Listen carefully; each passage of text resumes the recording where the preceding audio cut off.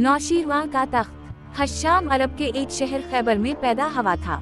उसका बाप अलकमा अपने जमाने का बड़ा नामी गरामी लुटेरा था। लोग इसकी हरकतों से परेशान और खौफजदा रहते।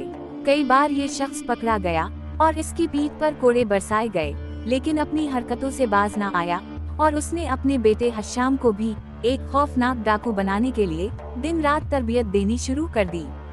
हश्शाम अपने बाप से भी ज्यादा पत्थर दिल और बेरहम निकला। उसे किसी पर तरस न आता। जब वो छोटा था तो गुलेल या तीर कमान लेकर जंगल में निकल जाता और मासूम परिंदों को मारता। इसमें उसे बड़ा मजा आता। जवान हुआ तो इंसानों को मारने लगा, बेगुनाह लोगों का माल असबाब लूटता और उनके नाक कान काट कर भाग जाता। अलकमा मर गया तो उसकी जगह हश्शाम ने ले ली। उसने अपने ही जैसे बदमाशों और उचक्कों को जुमा करके एक बहुत बड़ा गिरोह बना लिया और बेधड़क ताजिरों के काफिलों को लूटने लगा। थोड़े ही अरसे में उसके जुल्म व सितम की कहानियां सारे मुल्क में फैल गईं और ईरान के बादशाह नौशीरवां तक शिकायत पहुंची कि हश्शाम डाकू ने लोगों की नींदें हराम कर दी हैं। तो उसने कई बार अपनी फौज भेजी कि हश्शाम को गिरफ्तार कर लाए, मगर वो हर बार कोई ना कोई जल दे के साफ निकल जाता। उस जमाने में खैबर हुकूमत ईरान के मातहत था और खैबर के लोग ईरानी बादशाह को खराज या टैक्स दिया करते थे। अब हश्शाम की जुर्रत इतनी बढ़ी कि अपने गिरोह के साथ दिन की रोशनी में शहर के अंदर आ जाता और जिससे जो चाहता करा लेता। दुकानदार उसे देखते ही थर थर कांपने लगते और किसी की मुजाल ना थी कि उसके सामने चो भी करे। एक दिन जबकि हश्शाम शहर में घूम रहा था, नौशीरवां की फौज के सिपाही भी वहां आ गए। उनका मकसद उस वक्त हश्शाम को पकड़ने का न था, वो खैबर के लोगों से अपना सालाना खराज वसूल करने आए थे। हश्शाम को पता चला तो वो अपने आदमियों को लेकर उसी वक्त शाही फौज के मुकाबले में आ गया और ऐसा हमला किया कि फौज के बहुत से सिपाही मारे गए और जो बचे वो भाग निकले। हश्शाम ने खैबर के लोगों को जुमा किया और यूं तकरीर की, ऐ भाइयों, तुम मुझे डाकू या कातिल जो कुछ भी समझो बजा है। मैंने तुम पर बड़े जुल्म किए हैं, मगर नौशीरवां के सिपाही भी कुछ कम जुल्म नहीं करते। मैं चाहता हूँ कि तुम्हें नौशीरवां की गुलामी से आज़ाद कराऊं। उसके लिए ज़रूरी है कि तुम अब वो खराज मुझे अदा करो जो नौशीरवां को अदा करते हो, ताकि मैं इस रुपए से एक बड़ी फौज तैयार करके नौशीरवां से जंग करूं। खैबर के लोग नौशीरवां के सिपाहियों से भी इतने ही तंग थे जितने हश्शाम डाकू से, लेकिन इन्होंने सिर्फ इस ख्याल से कि वो दोनों तरफ से लूटने के बजाय एक ही तरफ से लूटते रहीं, हश्शाम को दिल खोल कर रुपया दिया। चंद दिन के अंदर अंदर हश्शाम ने 50,000 जवानों की एक फौज तैयार कर ली और उसको बेहतरीन हथियारों से लैस करके ईरान के दार अल हुकूमत मदाइन की जानिब रवाना हुआ। रास्ते में जितनी भी बस्तियां और गांव मिले सबको जी भर कर लूटा, आग लगाई और कत्ल आम किया।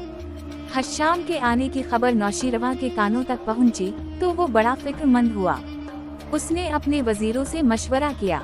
उन्होंने राय दी कि हश्शाम के मुकाबले के लिए खुद बादशाह को फौज लेकर निकलना चाहिए, मगर वजीर आजम बुज़्जमहेर ने कहा, जहां पनाह, इस गुलाम की राय में ये मशवरा सही नहीं। आप इतनी बड़ी सल्तनत के बादशाह हैं और हश्शाम एक घटिया दर्जे का कैड़ा है। आपको ये हरगिज जेब नहीं देता कि एक डाकू के मुकाबले के लिए जाएं।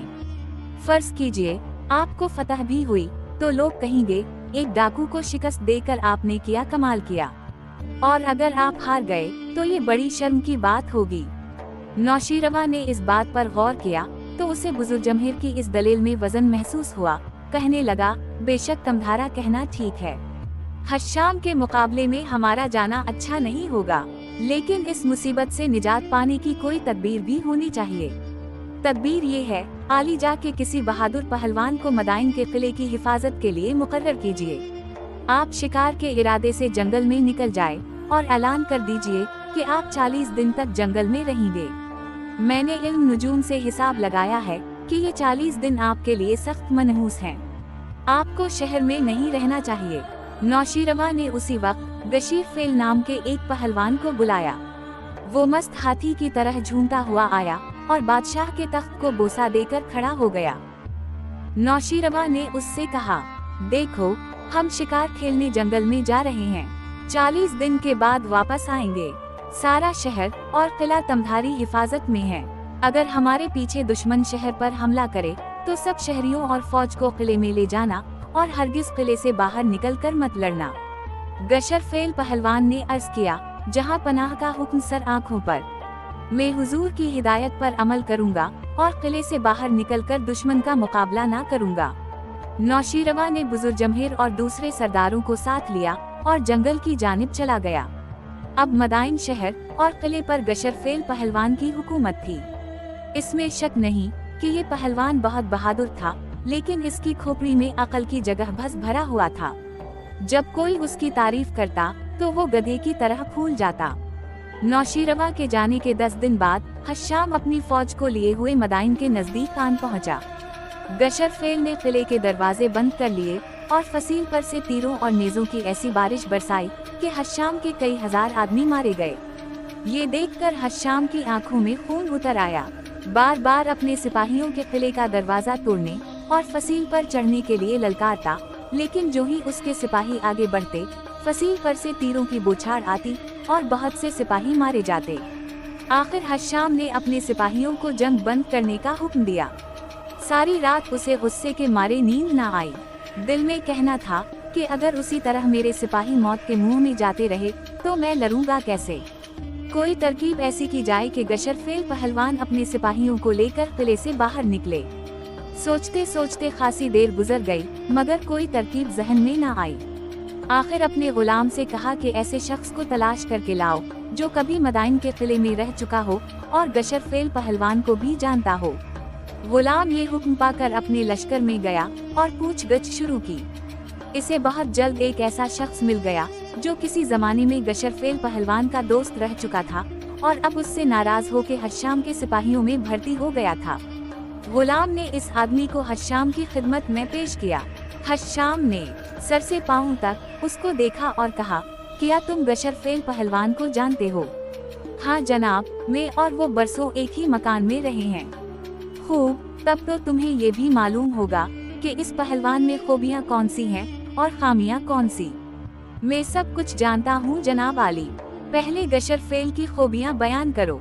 हश्शाम ने कहा, जनाब, वो बड़ा बहादुर, बेखौफ और ताकतवर आदमी है। यही वजह है कि उसका नाम नौशीरवा ने अपने एक हाथी के नाम पर रखा है। लड़ने भिड़ने में कोई इसका मुकाबला नहीं कर सकता। और खामियां क्या हैं जनाब वाला? उसमें खामियां तो बहुत सी हैं, मगर एक खामी ऐसी है जिस पर वो किसी तरह भी काबू नहीं पा सकता।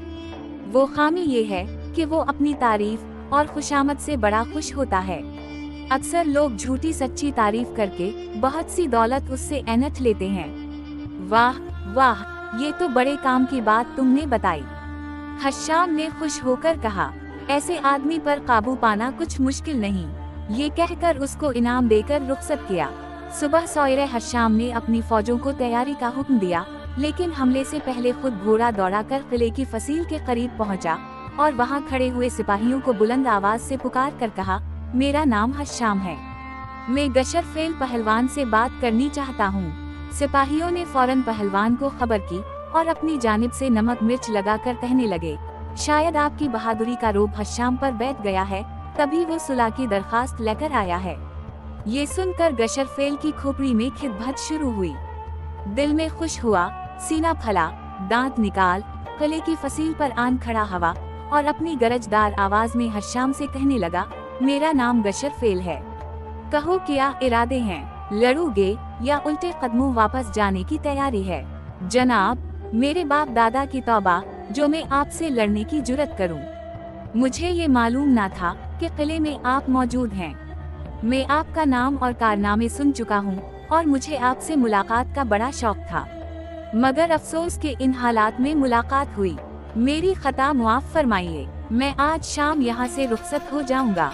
आपसे लड़ने की हिम्मत नहीं। जी चाहे तो थोड़ी देर के लिए किले से बाहर तशरीफ लाए ताकि मैं आपके कदम चूम लूं। गशरफेल ने हश्शाम के मुंह से ये खुशामदाना जुमले सुने तो खुशी के मारे सब कुछ भूल गया। उसे ये भी याद ना रहा कि नौशीरवा ने क्या हिदायत की थी। उसी वक्त फौज के साथ बड़ी शान व शौकत से बाहर निकल आया ताकि हश्शाम को अपने पाँव चूमने का मौका अता करे। हश्शाम सब्र से अपनी जगह खड़ा रहा और जब उसने देखा कि पहलवान अपनी फौज को पूरी तरह मैदान में ले आया है तो उसने यकायक जबरदस्त नारा लगाकर अपने सिपाहियों को हला बोलने का हुक्म दिया। हश्शाम के सिपाही भूखे शेरों की तरह गशरफेल पहलवान की फौज पर टूट पड़े और थोड़ी ही देर में लाशों के अंबार मैदान जंग में नजर आने लगे। पहलवान समझ गया कि हश्शाम ने चकमा देकर बुलाया था। वो जान बचाने के लिए किले की तरफ भागा, मगर हश्शाम ने इसे भागने का मौका ना दिया। उसने पहलवान के सीने में इस जोर से निजा मारा कि इसकी आनी सीना तोड़ती हुई निकल गई। एक हौलनाक चीख के साथ पहलवान जमीन पर गिरा और तड़पने लगा। उसी लम्हे हश्शाम ने तलवार से उसका सर काट कर नेज़े पर चढ़ा दिया। पहलवान की फौज ने जब अपने सिपा सालार का ये हश्र देखा तो उसके पांव अखर गए और हश्शाम आनान फाना शहर के अंदर जा घुसा। कई हजार लोगों को कत्ल किया और उनके मकान लूट लिए। फिर बादशाह के महल का रुख किया, उसे भी जी भर कर बर्बाद किया और नौशीरवा के तख्त और ताज पर भी कब्जा जमा लिया। अब उसके जुल्म की कोई हद ना रही। लोग उसे देखते ही सजदे में गिर जाते। नौशीरवा की फौज के वो सिपाही जिनकी जानें बच गई थीं, अब हश्शाम की फौज में शामिल हो चुके थे। मदाइन को तहस नहस करने के बाद हश्शाम ने वहां से कूच किया और एक ऐसे मकाम पर पहुंचा जहां दो रास्ते निकलते थे। एक रास्ता खैबर को और दूसरा मक्के को जाता था। हश्शाम फतह और ताकत के नशे में चोर था, इसलिए खैबर जाने के बजाय उसने मक्के का रास्ता इख्तियार किया और अपने साथियों से कहने लगा, मैंने सुना है कि मक्के में एक ऐसा शख्स पैदा हुआ है जो अरब के तमाम पहलवानों को हरा चुका है। उसने बहुत बड़ी फौज तैयार की है और हाल ही में यमन के बादशाह को भी शिकस्त दी है। मैं इस शख्स से भी दो हाथ करना चाहता हूँ। इसके साथियों ने भी इसकी हाँ में हाँ मिलाई और फिर 1 लाख सिपाहियों का एक लश्कर मक्के को तबाह करने की नीयत से रवाना हुआ। इधर ख्वाजा अबदुल मुत्तलिब के कानों तक भी खबर पहुँच गई कि हश्शाम डाकू एक जबरदस्त फौज लेकर मक्के पर चढ़ाई के इरादे से आ रहा है। इस खबर से मक्के के लोगों के होश उड़ गए और वो शाम के खौफ से थर थर कांपने लगे। ख्वाजा अबदुल मुत्तलिब सीधे खाना काबा में गए और रो रो कर खुदा से दुआ मांगने लगे कि ए खुदा, दुश्मन तेरे घर को बर्बाद करने की नीयत से इधर आ रहा है। अब तो ही इसके हमले से अपने घर और इस शहर में रहने वालों की हिफाजत कर सकता है। ख्वाजा अबदुल मुत्तलिब की दुआ खुदा ने कबूल की और उसी रोज अमीर हमजा मुल्क यमन को फतह करने के बाद अपनी फौज के साथ वापस आ गए। ख्वाजा साहब ने अपने बहादुर बेटे को सीने से लगाया और यमन की फतह पर मुबारकबाद दी, मगर फिर फौरन ही उनकी आंखों में आंसू आ गए। अमीर हमजा बेचैन हो के कहने लगे, अब्बा जान, आप हंसने की बजाय रोते क्यों हैं? क्या मेरी किसी बात से रंज पहुंचा है? नहीं बेटा, रंज कैसा? मैं तो इसलिए रोता हूँ कि हश्शाम डाकू 1 लाख सिपाहियों की फौज लेकर मक्के की तरफ आ रहा है। वो खुदा की मखलूक का कत्ल आम करने के साथ साथ खाना काबा को भी बर्बाद करेगा। अमीर हमजा मुस्कुराए। उन्होंने कहा, बस इतनी सी बात पर आप फिक्रमंद हो गए। ये तो अच्छा ही हुआ कि हश्शाम खुद इधर आ रहा है, वरना मुझे इसके पीछे जाना पड़ता। इसे आने दीजिए, खुदा ने चाहा तो वो मेरे हाथ से बचकर नहीं जाएगा। बेटा, तुम नहीं जानते कि वो कैसा जालिम और बेरहम शख्स है। ख्वाजा अबदुल मुत्तलिब ने कहा, जब उसने नौशीरवा जैसे ताकतवर बादशाह को शिकस्त दे दी तो तुम क्या कर लोगे? बेहतर यही है कि हम लोगों को हमारे हाल पर छोड़ो और खुद मुल्क हबशा की जानिब चले जाओ। मैं हबशा के बादशाह को खत लिखे देता हूँ, वो तुम्हें अपने मुल्क में हिफाजत से रखेगा। अब्बा जान, आप कैसी बातें करते हैं? अमीर हमजा कहा, अपने अजीज शहर और इस शहर के लोगों को दुश्मन के रहम पर छोड़कर मैं हबशा हरगज न जाऊंगा। क्या आप ये चाहते हैं कि लोग आपके बेटे को बुज़दिली के तने दें? आप बिल्कुल फिक्र ना कीजिए, शिकस्त और फतह खुदा के हाथ में है और मुझे इसकी जात से उम्मीद है कि वो हमें हश्शाम के मुकाबले में कभी जलील ना होने देगा। बहादुर बेटे की ये बातें सुनकर ख्वाजा अबदुल मुत्तलिब को कुछ तसल्ली हुई। अमीर हमजा ने उनके हाथ चूमे और कहा, आप अब घर जाकर आराम फरमाइए। हश्शाम अगर आया तो मैं इससे न बच लूंगा। ख्वाजा अबदुल मुत्तलिब ने बेटे को सीने से लगाया, फिर दोनों सीधे खाना काबा में गए और खुदा से इस जंग में कामयाबी की दुआएं मांगने लगे। शाम के वक्त अमीर हमजा की फौज के चंद सवार शहर में आए और उन्होंने खबर दी कि शाम का लश्कर आन पहुंचा और उस वक्त मक्के से कोई 10 मील के फासले पर पड़ाव कर रहा है। अमीर ने उसी वक्त अपनी फौज में से 3000 जानबाज सिपाही चुन लिए और जब सूरज छप गया और रात के अंधेरे तेजी से फैलने लगे तो 3000 का ये दस्ता अमीर हमजा की सिपा सालारी में मक्के से बाहर निकला। उनके घोड़े आहिस्ता आहिस्ता चल रहे थे और कोई शख्स एक दूसरे से बात न करता था। अमीर हमजा ने फैसला किया था कि आधी रात को जब हश्शाम के थके मानदे सिपाही बेखबर पड़े सो रहे होंगे, उन पर अचानक हमला किया जाए। इसे दुश्मन पर शबखून मारना कहते हैं। जब अमीर हमजा और उनका फौजी दस्ता मक्के से 10 मील दूर पहुंचा, तो एक वीरान पहाड़ के दामन में हश्शाम का लश्कर पड़ाव किए हुए नजर आया। घोड़ों के हनहनाने की आवाजें साफ आ रही थीं और कहीं कहीं चर्बी से जलने वाली मशलें भी रोशन थीं। लश्कर के अक्सर सिपाही खराटे ले रहे थे और उनकी हिफाजत करने वाले पहरेदार भी ऊँघ रहे थे। लश्कर के एन दरमियान में एक ऊंचे टीले पर बहुत बड़ा खैमा लगा हुआ था। मालूम हवा कि यही खैमा हश्शाम का है। अमीर के साथियों की राय थी कि दुश्मन उस वक्त बेखबर सोया पड़ा है, फौरन हला बोल दिया जाए, लेकिन इन्होंने इस राय को नहीं माना। कहने लगे कि सोए हुए दुश्मन पर हमला करना बहादुरी नहीं, बेहतर ये है कि उसे पहले खबरदार कर दिया जाए। ये कहकर उन्होंने अपने साथियों को खुशाम के लश्कर के गर्द घेरा डालने का हुक्म दिया और फिर अपना घोड़ा आगे बढ़ाकर एक टीले पर जा खड़े हुए। यहाँ से हश्शाम का लश्कर दूर दूर तक नजर आता था। अपने सिपा सालार के इशारे पर जिब्रान ने लोहे का बना हुआ एक करना बगल निकाल कर मुंह से लगाया और इस जोर से बजाया कि उसकी आवाज से हश्शाम के सिपाही हड़बड़ाकर उठ बैठे। इतने में अमीर हमजा ने गरजदारिद आवाज में नारा लगाया और कहा, हश्शाम के सिपाहियों और सरदारों, सुन लो और जान जाओ कि मेरा नाम हमजा है और मैं मक्के के सरदार ख्वाजा अबद उल मुत्तलिब का बेटा हूँ। अब तुम पर हमला करता हूँ, होशियार और खबरदार हो जाओ। ये सुनकर हश्शाम के सिपाहियों में दहशत की एक लहर दौड़ गई। चीख पुकार और हंगामा बरपा हुआ। भागते हुए सिपाही एक दूसरे से टकराने लगे और आपस में गथम गथा हो गए। उधर अमीर हमजा ने हमले का हुक्म दिया और इनके 3000 के सिपाही बिजली की मानिंद दुश्मन पर गिरे। रात भर तलवार चलती रही। हश्शाम के सिपाही कट कट कर गिरते रहे। हर तरफ लाशों के ढेर लगे थे और खून की नदी बह रही थी, लेकिन हश्शाम इस हंगामे से बेखबर अपने खैमे में पड़ा सो रहा था। सुबह जब मशरिक से सूरज निकला और रोशनी फैली तो हश्शाम को खबर मिली। वो गुस्से से कांपता हुआ खैमे से बाहर आया और अपने एक सरदार से पूछने लगा, हमारे लश्कर पर किसने हमला करने की जुर्रत की है? हुजूर, ये हरकत अमीर हमजा की है। उसने रात की तारीकी में हमारे लश्कर पर शबखून मारा और 20,000 सिपाही कत्ल कर डाले। हश्शाम की आंखें कबूतर के खून की मानिंद सुर्ख हो गईं। चिल्ला कर कहा, इसका मतलब ये है कि अमीर हमजा की मौत इसे खुद ही हमारे पास घसीट लाई है। अच्छा, अभी उसकी खबर लेता हूँ। ये कहकर मुंह से झाग उड़ाता हुआ अपने खैमे में गया और हथियार बदन पर सजाकर और एक वहशी गेंडे पर सवार होकर मैदान जंग में आया। उस वक्त जिसने भी इसको देखा कांप गया। इसके सर पर चमकदार फौलादी खुद धरा था, जिस पर किसी जानवर के खूबसूरत बाल पलीटे हुए थे। जिस्म पर फौलादी जर्रा, पीठी में कई कई खंजर, दाएं हाथ में तलवार, जहर तीरों से भरा हवा तरकश और पुश्त पर कमान, गेंडे की गर्दन से बंधा हुआ लंबा नेजा और दम से लटका हुआ बड़ा कुल्हाड़ा। वो नारे मारता हुआ मैदान जंग में आया और कहने लगा, मेरा नाम हश्शाम है और मैं अलकमा डाकू का बेटा हूँ। नौशीरवा को मैंने शिकस्त दी और मेरे नाम से सारा जहान थर थर कांपता है। मैं अपने वक्त का रुस्तम हूँ, जिसको मौत की आरजू है मेरे सामने आए।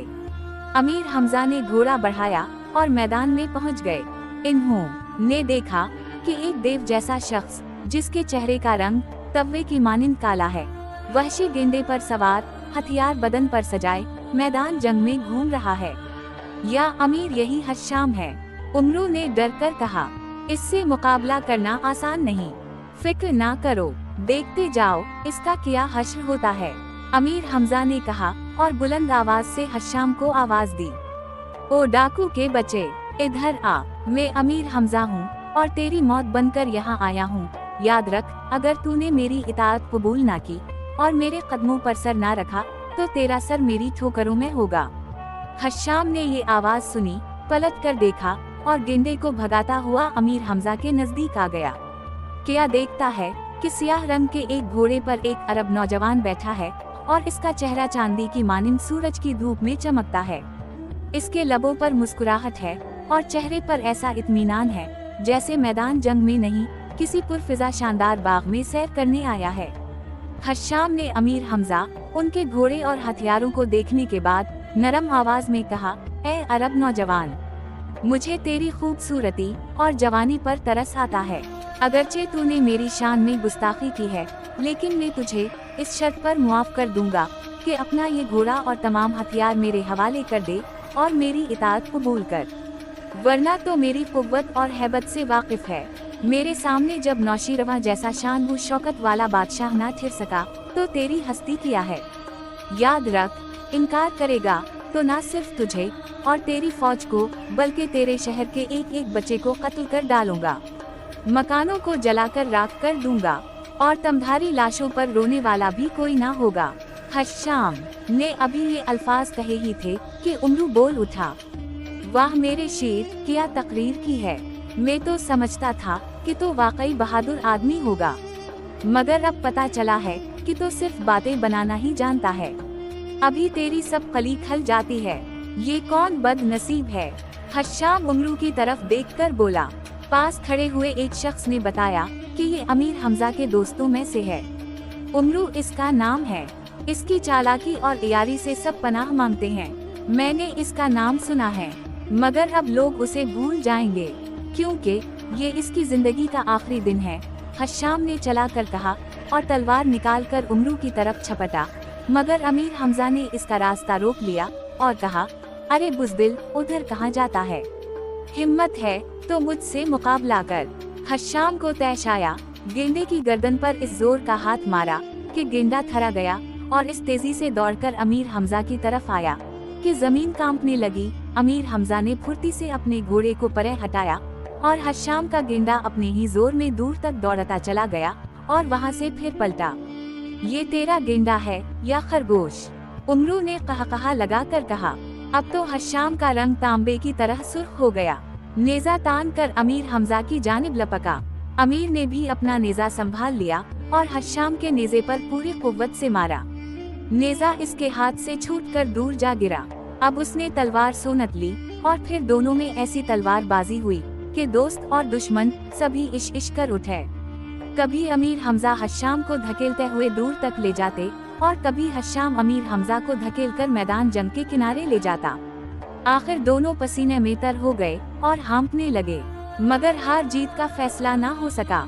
यकायक अमीर हमजा ने अल्लाह अकबर का ऐसा नारा मारा कि हश्शाम की बोटी बोटी कांप उठी और तलवार इस जालिम के हाथ से छूटकर जमीन पर छन से गिरी।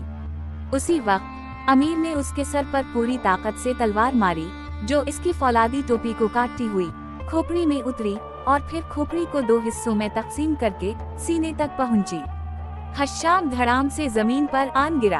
अपने सरदार को मरता देखकर उसके लश्कर में गल मचा और सिपाही भागने लगे, मगर अमीर हमजा के आदमियों ने इन्हें भागने का मौका ना दिया और गाजर मूली की तरह काटने लगे। आखिर उन्होंने हथियार डाल दिए और अपने आप को गिरफ्तारी के लिए पेश कर दिया। हश्शाम नौशीरवां का ताज और तख्त मदाइन लाया था, वो अमीर हमजा ने हासिल किया। इसके अलावा उन तमाम कैदियों को रिहाई दिलाई जिन्हें हश्शाम गुलाम बना के मदाइन से पकड़ लाया था। ये लोग अमीर हमजा की जान को दुआएं देते हुए अपने वतन की जानिब रवाना हुए। अमीर हमजा इस अजीम उश्शान फतह के बाद खुशी के शादियां बजाते हुए मक्के में वापस आए। मक्के के लोगों ने उनका शानदार इस्तकबाल किया। रात को सारे शहर में चिरागा हवा और मिठाई तकसीम की गई। नौशीरवां का कीमती तख्त और ताज ख्वाजा अबद उल मुत्तलिब ने अपने घर में हिफाजत से रखवाया। अगले रोज एक खत लिखकर मकबल वफादार को दिया कि नौशीरवां के हुजूर में लिए जाइए। इसमें लिखा था कि अमीर हमजा ने हश्शाम को कत्ल करके आपका तख्त और ताज उससे छीन लिया है। अगर हुक्म हो तो ये सब सामान मदाइन रवाना किया जाए। मकबल वफादार ने उसी वक्त सफर की तैयारी की। ख्वाजा साहब ने उसे नौशीरवां के लिए बेशुमार कीमती तोहफे दिए और ये काफिला मदाइन की तरफ रवाना हो गया।